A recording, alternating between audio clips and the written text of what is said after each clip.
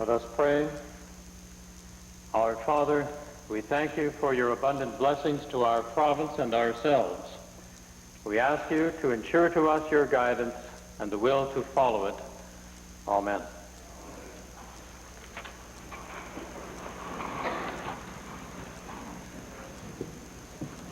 Order, please. Order, please, Calgary Buffalo. Thank you. Drawn to my attention with regard to the rule of anticipation. Specific references on anticipation can be found in Standing Order 23E, which reads, a member will be called to order by the Speaker if that member anticipates, contrary to good parliamentary practice, any matter already on the order paper or on notice for consideration. And Beauchesne 513.1, quote, in determining whether a discussion is out of order on the grounds of anticipation, the Speaker must have regard to the probability of the matter anticipated being brought before the House within a reasonable time, close of quote. Furthermore, I draw to the attention of all members, on April the 19th, 1988, the Chair made a statement to the House concerning the matter of anticipation with regard to motions or bills which may be on the order paper. In essence, the Chair made the following ruling. Questions can be developed and not ruled out of order if a bill has been introduced in the Assembly. Once a bill reaches second reading stage, then they're going to be ruled out of order in terms of question period.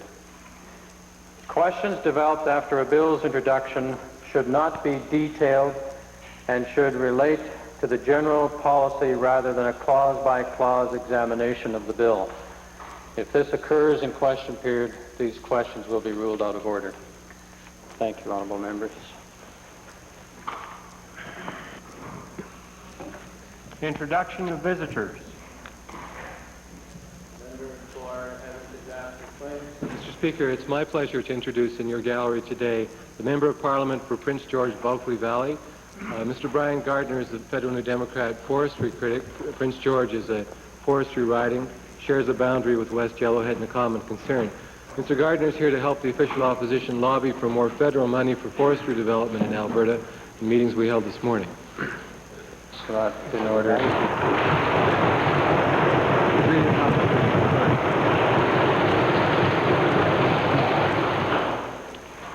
Presenting petitions. Reading and receiving petitions. Presenting reports by standing and special committees. Notices of motions. Introduction of bills. Affairs. Mr. Speaker, I request leave to introduce Bill 6, Securities Amendment Act 1989. The purpose of this bill is to provide additional protection for the interests of small investors. Major aspects of the legislation include additional controls to methods used in company takeover attempts, expanded definition of those restricted from trading with insider information, and significantly increased penalties for those who contravene the Act. The Honourable Minister of Consumer and Corporate Affairs has moved first reading of Bill 6, Securities Amendment Act 1989. Those in favour of first reading, please say aye. Opposed, please say no. Carried. Bill number 6, Securities Amendment Act 1989, introduced by the Honourable Mr. Anderson, is now read a first time. Tabling returns and reports. Minister of Energy, followed by Edmonton Avonmore. Speaker, I would like to table with the House the 1988 annual report for the Alberta Oil Sands Technology and Research Authority. Member for Edmonton Avonmore, followed by the Minister of Occupational Health and Safety. Mr. Speaker, I wish to table guidelines and policy from income security programs for 1988 and 1984 for the information of the Premier and the Honourable Minister, who seem to know not what I was talking Honourable about. Member, it's just a matter of a straight tabling. For all members, Minister, please. Mr. Speaker, I'm pleased to table with the Assembly 4 copies of the 1988 annual report of the Workers' Compensation Board. Thank you. Member for Tabor Warner. Mr. Speaker, under Section 4, Subsection 3 of the Election Act, I am pleased to table the report of the Chief Electoral Officer on the 1988 General Enumeration.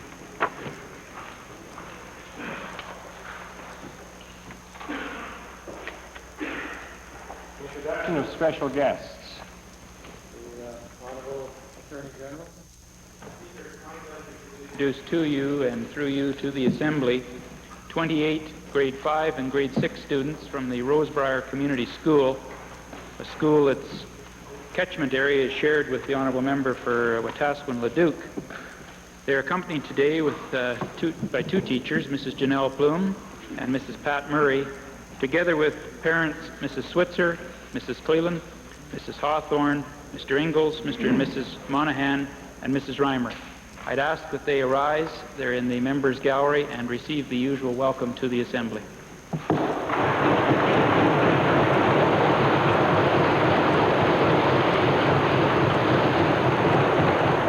Member for Athabasca-Lac-La-Biche, followed by Edmonton Gold Bar, followed by Redwater Andrews. Mr. Speaker, I'd like to introduce to you a group of students, and through you to the Assembly, a group of students from the School of Newbrook, 18 students, along with their two teachers, Wayne Croswell and Nicole Hickle, parents Danny Dyshishin, and bus driver Herb Megley. They are seated at the members' gallery. I'd like them to rise at this time and get the usual warm welcome to get from this Assembly.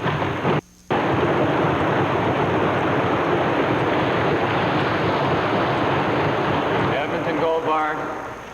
Thank you, Mr. Speaker. On behalf of my colleague, the member for Edmonton Whitemud, I'm pleased today to introduce to you and to members of the Assembly a class of 58 students from the Duggan Elementary School. They're accompanied by teachers Mrs. Beach and Mr. Ostfield. They're seated, Mr. Speaker, in the public gallery, and I'd ask they rise and receive the welcome of the Assembly.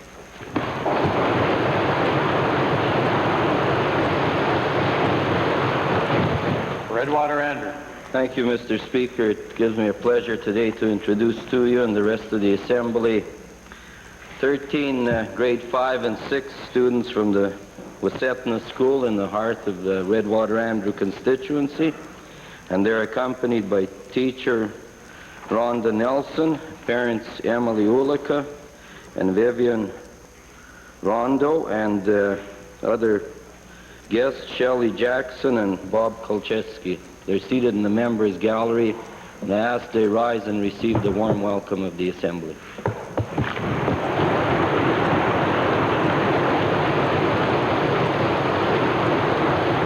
Member for Edmonton Kingsley. Speaker, it's my pleasure today to introduce 12 members of an English as a second language group from the Alberta Vocational School. They're seated in the public gallery and are accompanied by their teacher, Lorna Jameson.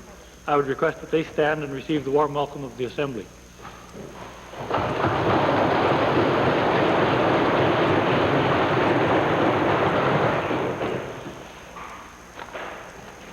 Ministerial statements. Oral question period. To the Minister of Social Services.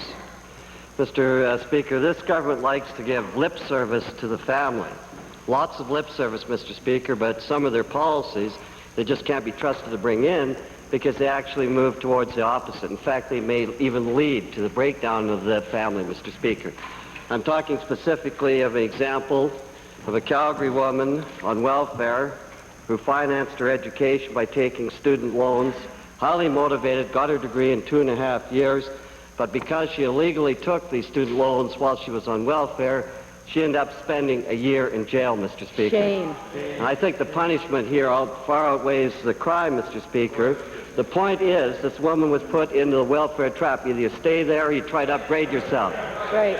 Mr. Speaker, they're getting nervous. I didn't know. My question to this minister, why does the Social Services Department have such a backward policy? Shouldn't they be trying to get people off welfare, precisely what this woman did? Here.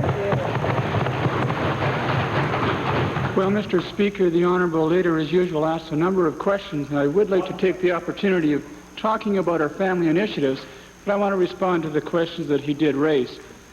He's making reference, Mr. Speaker, to a specific case down in the city of Calgary. I want to begin by pointing out that this province has a tremendous program in place for funding students. Our student programs are second to none in Canada, and we're proud of those programs. And with them go some rules and some regulations and some requirements. And we expect all Albertans to adhere to those policies to ensure that the program can stay in place for all those students that do want to take advantage of it. We also, Mr. Speaker, in this province have a program for helping those who for circumstances beyond their control at times, need our support to be able to provide them with those basic necessities of shelter and clothing and food. I regret, Mr. Speaker, and although I am somewhat sympathetic to this person's situation, but I regret that she took advantage of both of these programs. And it's the intent of this minister to assure that our programs are adhered to on a fair and equal basis, and that they're accessible to all Albertans on a fair and equal basis. And we'll continue to do that. Speaker. Mr. Speaker, some policies, a woman tries to get out of the welfare and she ends up in jail, Mr. Speaker. That's the great policies that you're talking about? My question to the minister, they have programs for short-term programs, filing, but if a person wants to go to university, they can't go under this program or they end up in jail, Mr. Speaker. Is the minister aware that in the early 70s, they did have a program here where women could go, or men could go to university and also stay in welfare? Why did they change it, Mr. Speaker? Mean-minded. Well, again, Mr. Speaker, first of all, I would want to make one thing very clear. It wasn't this minister nor this government that sent this individual to jail. The judicial system decided that. In terms of the policies of this government, Mr. Speaker, I'd want to say that as the new minister responsible for family and social services, it would be my intent to work with those Albertans that find themselves on social assistance to help them regain independence and find themselves meaningfully employed in society once again, and we'll continue to do that. Speaker, talk is cheap. Lip service is cheap. Mr. Speaker, my question to this minister, is he then prepared to look at this narrow-minded, cruel policy and change it so that they actually encourage people to get off welfare so people like this can go to university and will not end up in jail in the future? Will he change his policy now? No clapping. The chair entirely agrees, but the procedure of the House is also going to be adhered to. Thank you, Mr. Minister. Mr. Speaker, I would only want to conclude by saying that many individuals achieve removing themselves from welfare through the support and the initiatives of this government without breaking the law. Many students place themselves through university through considerable sacrifice and effort without breaking the laws. The policies of this minister, Mr. Speaker, will continue to do everything we can within reason to support individuals on social assistance to become self-dependent and self-reliant and meaningfully employed in society once again. We've done that in the past. We're going to put a greater emphasis on it in the future, and I would just invite this leader opposite to watch the progress that will be made in this department. Policy, John. You admit that it's pretty bad. Mr. Speaker, I'd like to designate my second question to the member for Edmonton-Avonmore. Thank you. Mr. Speaker, today I have tabled for the information of the Premier and the Minister of Family and Social Services the social allowance policy from the Minister's Department about the employability of mothers with 4-month-old infants. On June 12th in this Assembly, the Minister asked for a specific instance of a mother of a 4-month-old infant being required to seek paid employment. In view of the information tabled today, will the Minister now admit that this has been department policy since at least 1984? Didn't know. Didn't know. Mr. Speaker, again, this minister indicated earlier in question period that it is the intent of myself and this government to work with individuals in giving them every bit of assistance and support that we can, be it assistance with job searching, be it assistance with training, be it assistance with daycare, but it is our intent to reduce the caseload that we're seeing on social assistance in this province today, to work with these individuals and to help them become meaningfully employed and productive and back into society as quickly as we possibly can. Mr. Speaker, is the minister now contradicting the Premier's 1986 statement, and I quote, "We believe the best quality child care comes at home and is the clear responsibility of the family." How does he square his present position and policy with that statement? Mr. Speaker, the minister isn't contradicting that statement one bit.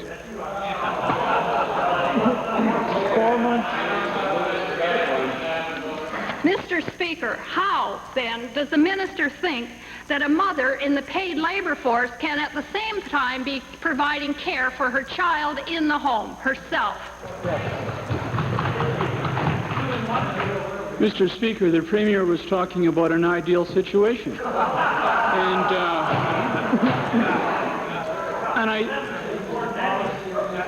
I would also want to point out, Mr. Speaker, that this government recognizes all the forms of family that exist in today's society.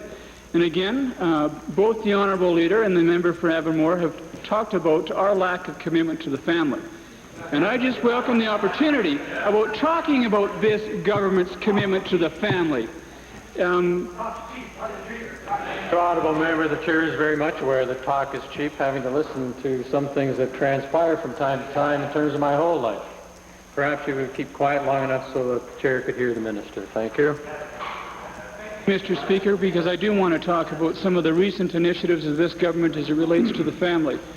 We are determined to, first of all, build upon the good things that have been done through a very unique program called Family and Community Social Services. It's a program that was developed and involved in this province and is accomplishing a lot of things. Your Honourable Minister doesn't seem to be much interested in what's going on here. Perhaps the chair could now recognize the Honourable Member for Edmonton Glengarry. Mr. Speaker, one of the premises upon which the government looks to greatness for Alberta is the statement with respect to that deals with revenues. The budget says that most analysts expect natural gas prices to firm up and show substantial increases over the next 2 years. But, Mr. Speaker, instead of going up, natural gas prices have been coming down. In April, prices on sales by Western Gas Marketing hit a 12-year low. They fell 14% from the March price and were down 15% the same month last year. Mr. Speaker, in addition, statistics show that the United States replaced 80% of its natural gas production with new finds despite low prices. My question to the Minister of Energy is this: is he aware that these gas prices, natural gas prices, have hit new lows, long-time substantial lows, and that there are some analysts who believe that this flatness or these lows will continue, thus eroding the Thank you, Honourable Member. We've had 2 questions. Thank you, Minister of Energy. Firstly, Mr. Speaker, the Honourable Gentleman is dead wrong. The United States did not replace 80% of its gas supplies last year.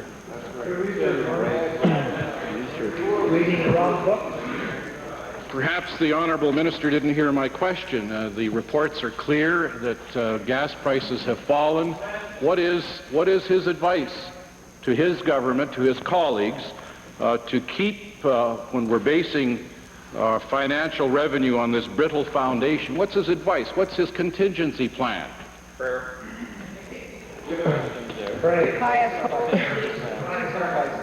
Mr. Speaker, one of the things that the Honourable Member should know about natural gas, it's probably one of the most exciting fuels and most demanding fuels in North America.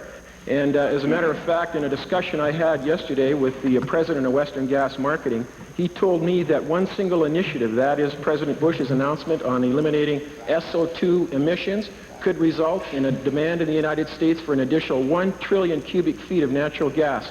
That is double the natural gas that this province produces to the United States today. If the Honourable Member's information is dated, Mr. Speaker. I can't help him with that, but if he follows Mr. Bush's announcement, he will see that the demand for natural gas is extremely exciting.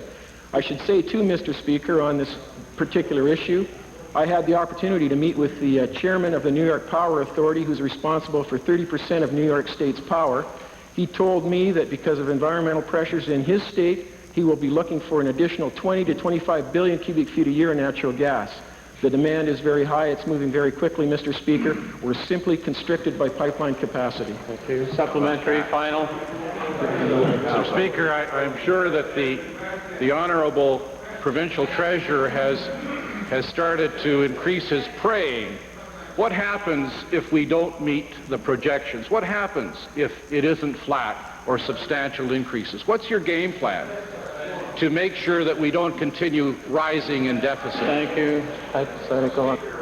Me to respond to that, because I believe that has to do with our government's fiscal regime with regard to the oil and gas industry.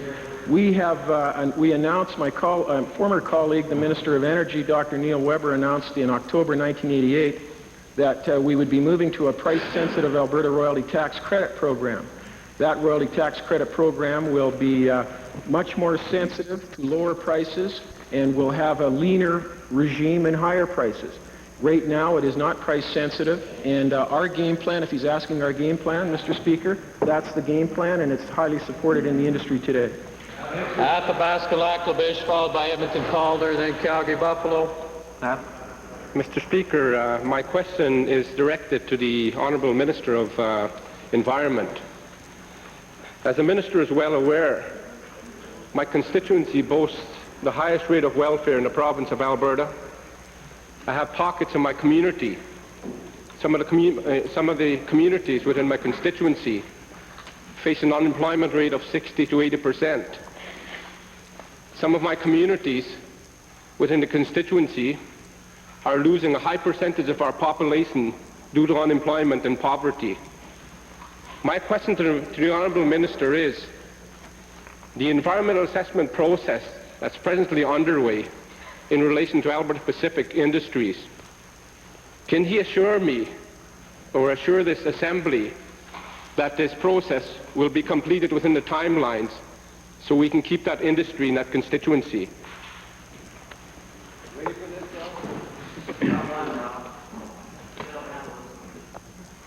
I'll try, Mr. Speaker. Mr. Speaker, no, there are no assurances because there are a number of things that have been factored into the environmental impact assessment, including negotiations with the federal government relative to their possible involvement in this particular process. Providing we can reach some kind of agreement with respect to federal government involvement, then we hope to have the review panel in place by next week, and within 4 to 5 weeks following that, hopefully the public review process can begin. And that is basically within the time frame. My question to the Honourable Minister, can he give me some indication as to what the cumulative negative environmental effect will these pulp mills have in Alberta? Mr. Speaker, we don't know at this particular time, and that is going to be part of the EIA process. And there has been a lot of talk about concern for the cumulative effect of pulp mills on the Peace River and on the Athabasca River. And I'd like to read from some documents which contain guidelines for the EIA process. And it's quite a lengthy document, but I'll read 2 paragraphs if I can, Mr. Speaker. One is under monitoring, and these guidelines have been in place for a long time, and as far as I know, they are public documents, and they've been available for people who want to research them, if they would ever take the time to research them. But since they haven't, Mr. Speaker, I'll read it for them.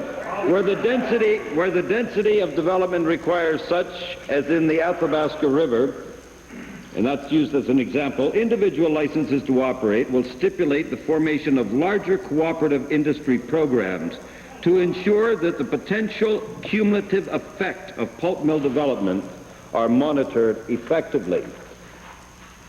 Under guidelines for project approvals, permits, and licenses. Honourable Minister, perhaps we could have that for the final supplementary and read more quickly. Thank you, Minister. Direct the final question to the Honourable Minister of Forestry. When the FMAs or Forest Management Agreements are signed, can he assure me that the local people in that constituency, local people including contractors and native people in northern communities, will be included in the agreements as far as employment and other opportunities? Mr. Speaker, that's a major part of all our forest management agreements with all companies. We want to make sure that all small operators are protected, as well as the native groups and in some cases on projects it's the Métis settlements.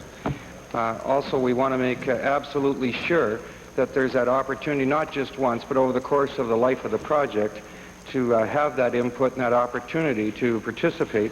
And forest management agreements are an umbrella agreement that spells out the area and the management of that area, but their annual operating plans are open during the course of that year, and there's opportunity to change as circumstances change with respect to that. So there is more than, I assure the honourable member, there is that opportunity.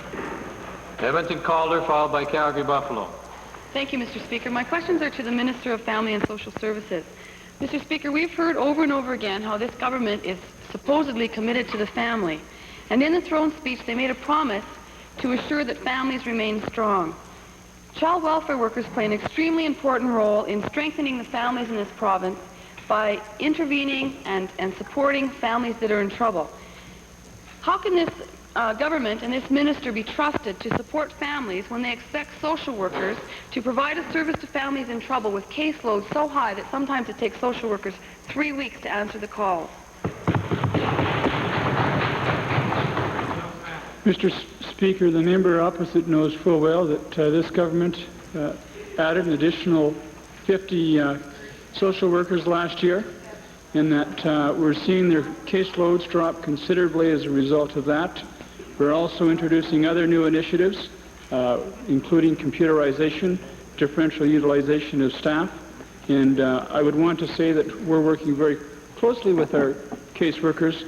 We recognize the very important job that they are providing here in the province, and I think through the cooperation that is in existence between caseworkers and our management that we'll continue to work towards solutions. Supplementary, Mr. Speaker, the fact remains that the caseloads are far too high. And I would ask this minister, is he prepared to act immediately and hire further additional social workers, which are badly needed? Well, Mr. Speaker, again, the members opposite don't always use the imagination required to find the solutions to some of these challenges. I've outlined some of the initiatives that we're taking already, but I think the real answer, Mr. Speaker, and it's encouraging for me to see that the numbers of individuals on social allowance are starting to go down, and that's as a result of the initiatives that this government has taken as it relates to diversification. The 40,000 new jobs that were created in the province last year, the 25,000 new jobs that are being created in the province this year, I think, Mr. Speaker, again, we are taking some initiatives, we are taking some steps, and we are reducing the caseloads. It amounts to another broken promise, is what it amounts to. Right. The social workers themselves and child welfare workers have indicated that caseloads are so heavy that eventually a tragedy will occur. And I would ask the minister this. Is the minister saying then that it is acceptable to leave these children and these families in Alberta at risk in this way? Shame. Shame. Mr. Speaker, as a government, as a department, we take every possible step we can to avoid any potential risk to children that need our support in this province, and will continue to do that. The member for Calgary Buffalo, followed by Grand Prairie. Thank you, Mr. Speaker. To the Minister of Education, Mr. Lou Little taught in the Waldorf schools in Alberta for 7 years despite numerous complaints to the board of those schools. The Alberta Teachers Association, in a recent brief to the Minister of Education, pointed out that private school regulations do, and I quote, little more than condone a system of private schooling that enables the province to abdicate its responsibility for maintaining a high standard of education.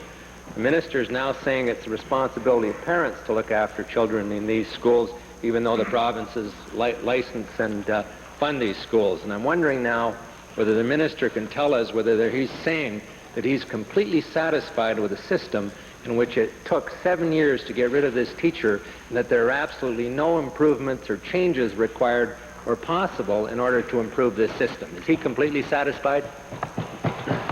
Mr. Speaker, I am satisfied that this gentleman's bad teaching practices were found out through a process that allowed for a parent or for a member of the public, or in this case, a member of the Social Services Department, to lodge a complaint, and that complaint was acted upon immediately. An investigation was begun, and that man, that teacher, is no longer teaching in any of Alberta's schools. Only after 7 years. Is the minister satisfied with a system that allowed the Waldorf school to hire Mr. Little on the basis of phone calls to 3 references provided by Mr. Little without even making so much as an inquiry of the Edmonton Public School Board, which had recently reprimanded Mr. Little twice and had forced him to resign? Well, Mr. Speaker, I am satisfied that there is a process in place that gets to the root of a problem when a teacher is a bad teacher. And what I am satisfied with the Council on Alberta Teaching Standards is that they are helping us to take initiatives to not only identify those teachers that have a problem, but they're also helping us to identify excellent teachers in this province through an Excellence in Teaching Awards program. This minister is not prepared to do anything, and I'm wondering whether the minister is prepared even to take the very simple step of requiring private schools to inform parents and their own teachers that they can complain to this Council on Teaching Standards when they have a problem. Is he prepared to even go that small little step on this issue? Mr. Speaker, we have made that information fully available to all Albertans, and I will continue to make sure that process is available and open and made known to all Albertans. Mr. Speaker, the fact is that the honourable member opposite, and perhaps his party, opposes parents making a choice about their children's education. He opposes private schools. On this side, Mr. Speaker, in this government, we support that choice. We support parents' choice. That's right. That's right. Right on. Grand Prairie, followed by Calgary Mountain Dew. Thank you, Mr. Speaker. My question is to the Minister of Recreation and Parks concerning changes in the funding formula for community recreation cultural grant programs. The Minister's Department had an excellent program with clearly defined parameters. Now municipal jurisdictions in the Grand Prairie constituency are receiving notices of changes. Now I'd like to know why these changes.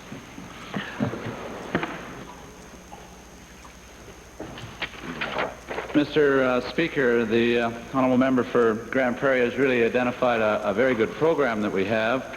The Community Recreational Cultural Grant System, or CRC program, is a program designed to aid volunteer community groups and municipalities in the provision of recreational services and cultural services.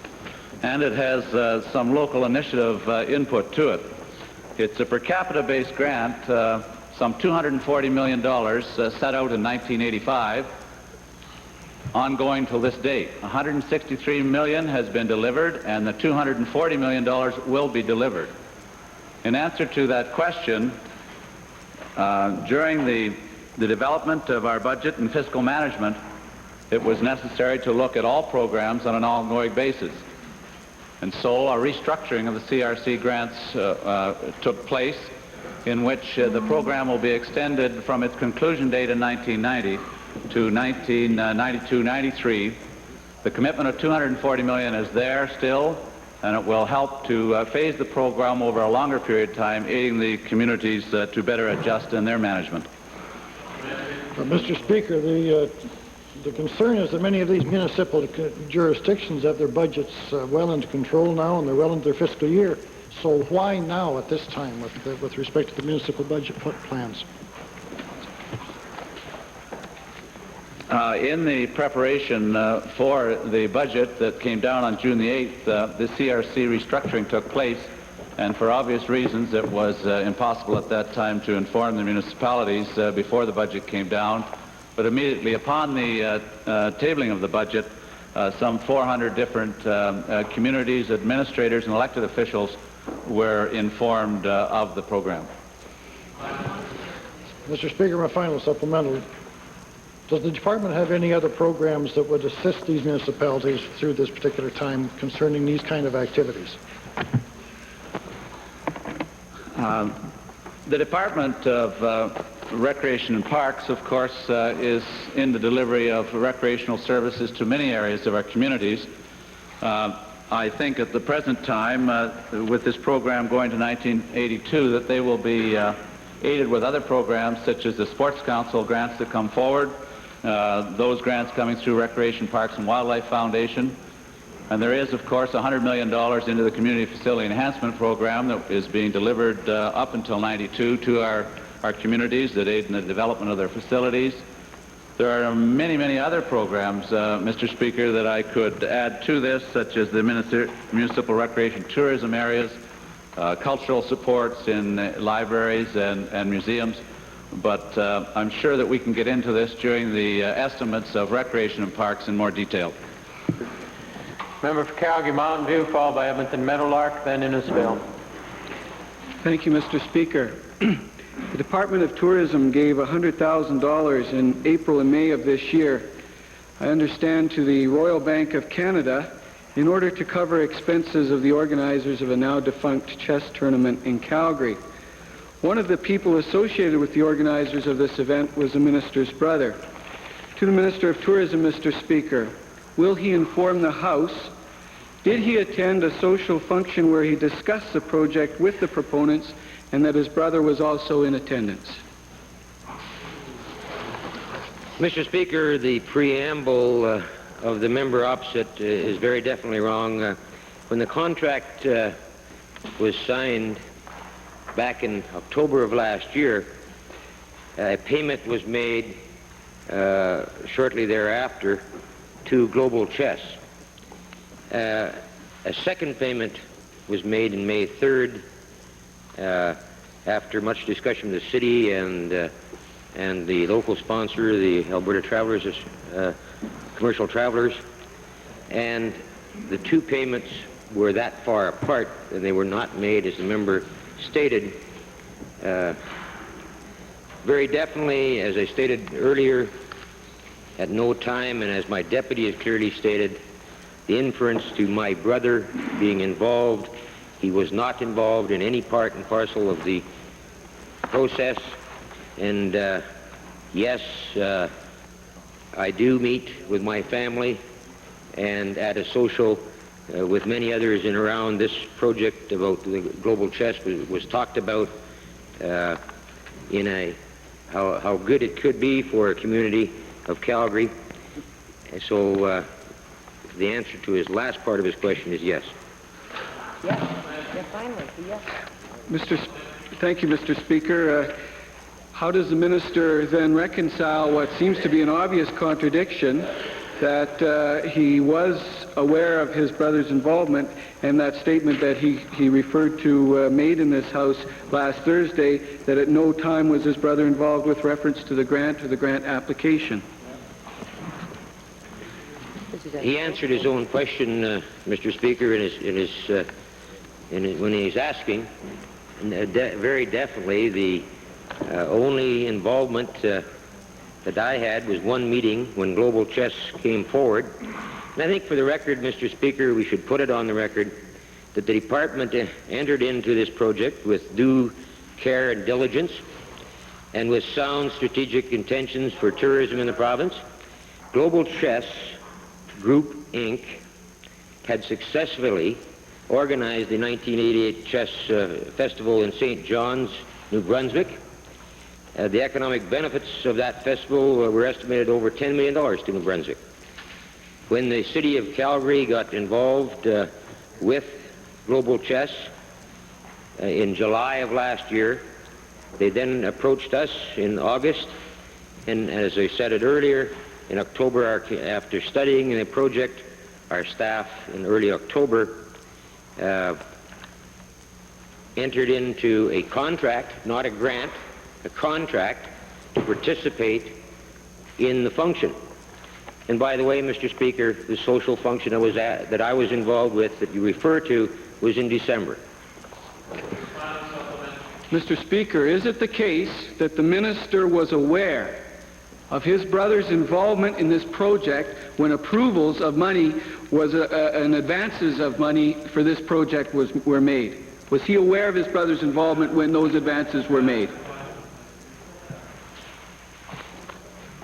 Mr. Speaker, I'm still not aware that my brother was involved in anything to do with the tournament. Inferences have been made that by others, that he did introduce some people in Calgary, but to my knowledge, my first discussion, as I stated earlier, was not until December of the year that I had any discussions with him. Edmonton Meadowlark, followed by Innisfil, followed by Edmonton Jasper Place. Mr. Speaker, thank you very much. This government has consistently tried to rush mega project development without proper environmental impact assessment.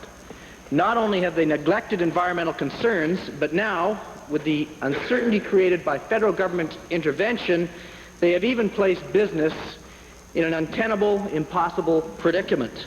To the Minister of Environment, why did this government not anticipate federal concerns at the outset and negotiate a joint approach to the assessment of these projects which would have avoided the crisis which is occurring now?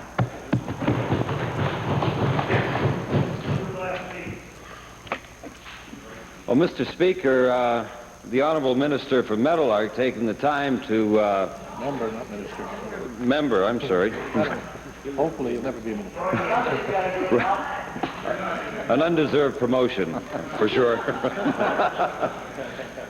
Had the honourable member taken the time to examine an agreement that has been in place for the last 3 years and was to be renegotiated, or re-signed at least, on the 15th of May, he would have seen that there was an agreement that between the province and the federal government, which clearly set out the parameters and the guidelines for participation by the federal government in provincial EIA processes. And very basically, that agreement stipulated that if there were EIAs to be conducted in the province, and those EIAs were submitted to the federal government, and the federal government agreed with them, then the permits to construct and or operate could be issued.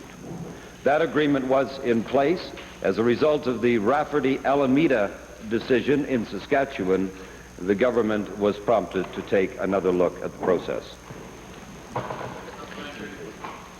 Will the minister confirm that one of the reasons for federal intervention at this time is their perception of the need to assess the cumulative effects of pulp mill projects in the north, which Alberta's process has so sorely neglected?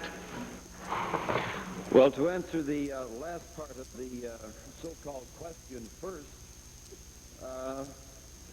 the question of the cumulative impacts of pulp mills has been addressed.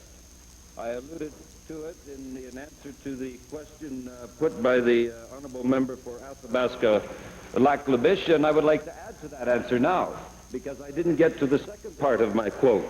And I thank the honourable member for giving me this opportunity. And I quote from Project Approval and Guidelines, Permits and Licenses. It is very short, Mr. Speaker, very short. In order to achieve environmental objectives such as the maximum reduction in absorbable organic halides and chlorinated organics at Crafts mills. Each mill may have its own environmental protection standards. The standards, just listen, the standards, pay careful attention, please, okay? The standards will reflect the type of operation and best achievable technology at the time of permitting licensing. The cumulative environmental impacts of other sources of wastewater are considered as part of the approval. Order, please. Order. There's quite an accumulation. Thank you.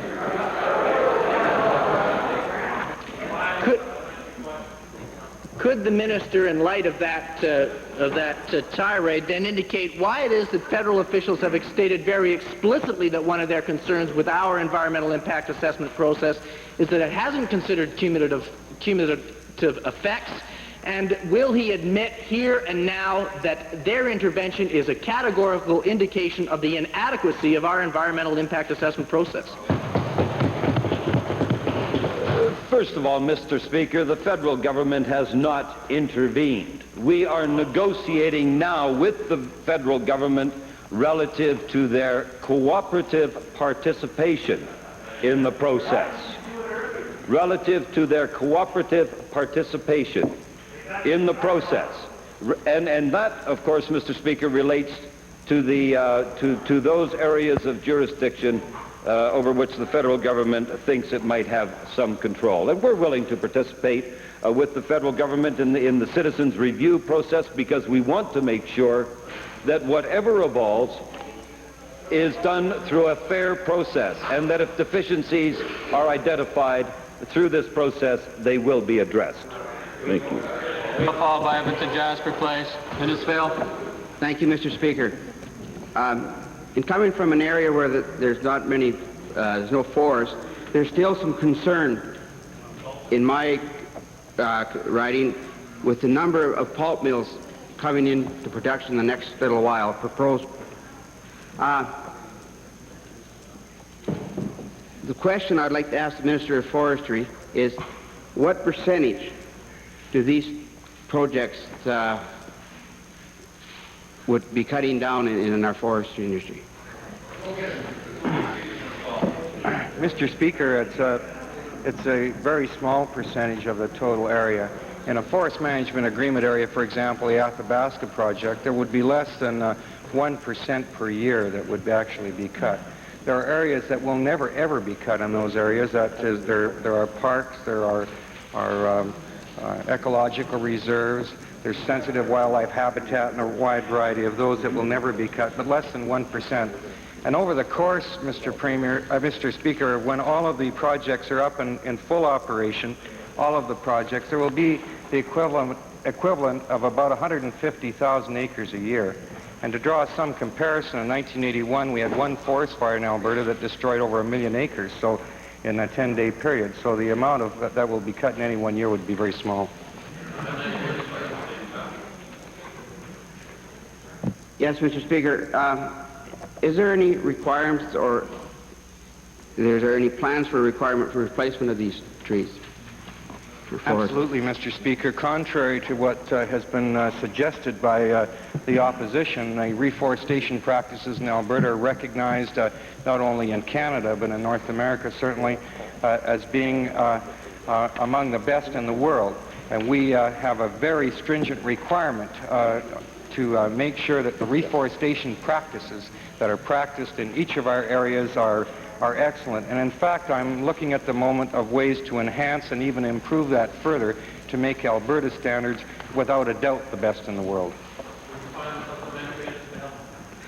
Yes, Mr. Speaker. I think all members of this Assembly are aware of the greenhouse effect that we're all talked about so much lately. What effect will these projects have on the greenhouse effect? Are we contributing to this as some of the other countries? Mr. Speaker, no. In fact, it's the contrary. We will help prevent the greenhouse effect because it doesn't take much common sense to know that there's more oxygen generated, more carbon dioxide used by a growing forest than there is by a mature forest. If you don't believe that, would you rather breathe with 40-year-old lungs or 120-year-old lungs?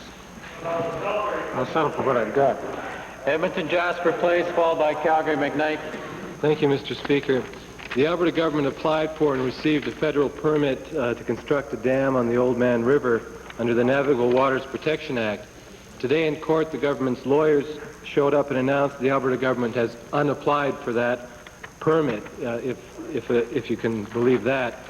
I wonder why the Minister of the Environment, who talked yesterday about cooperation and federal participation, all nice words, why he's engaging in such cheap legal maneuvering today.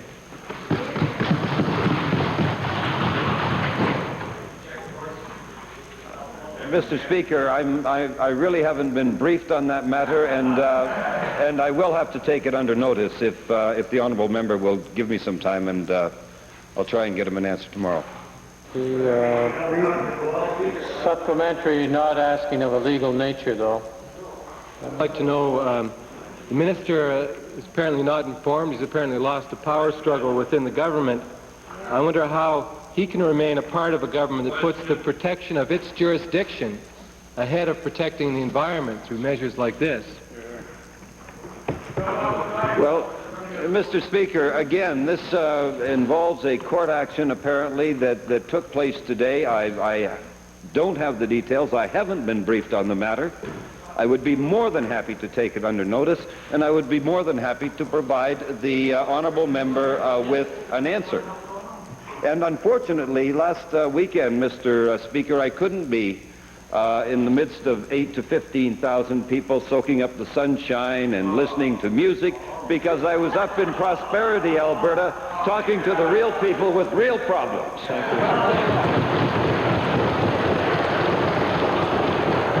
Final supplementary, Jasper Place. You now have to be in favor of a pulp mill to be a real person in Alberta. I would like to ask the Minister of the Environment if he's not going to be told what this government is doing on environmental issues, if he will resign and protest.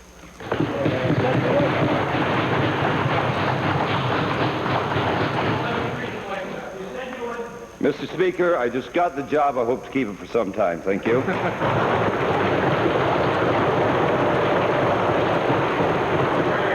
Calgary McKnight, followed by Redwater Andrew. Mr. Speaker, earlier this week, the Minister of Education told this Assembly that his department is responding to concerns expressed about the proposed new high school science curriculum by producing a second draft program of studies in all of those courses. Yet, in a letter dated April 5th to Alberta school boards, the minister stated, and I quote, "I'm committed to the introduction of the new science curriculum and don't intend to change the basic direction or structure of the program." Mr. Speaker, my question to the minister is, will the minister's review of the new science curriculum include a reconsideration of the structure of the program, or is he merely reviewing course content? Mr. Speaker, I am committed on behalf of my colleagues in government to ensure that students get the very best education, in this case, the very best scientific education, so that our students will graduate in the years ahead with a better understanding of the basic scientific concepts as they exist today, and an even better understanding of how those concepts are applied to issues that are global issues and issues that are very much relevant to Alberta today. Mr. Speaker, the minister did not answer my question about whether he would reconsider the entire structure. Order, please. Order, please.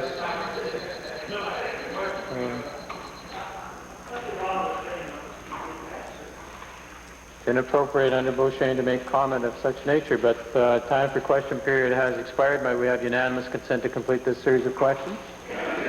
Opposed? Carried. Thank you. Honourable Minister, on a supplementary. Member for Calgary. We're trying to promote everybody. Thank you.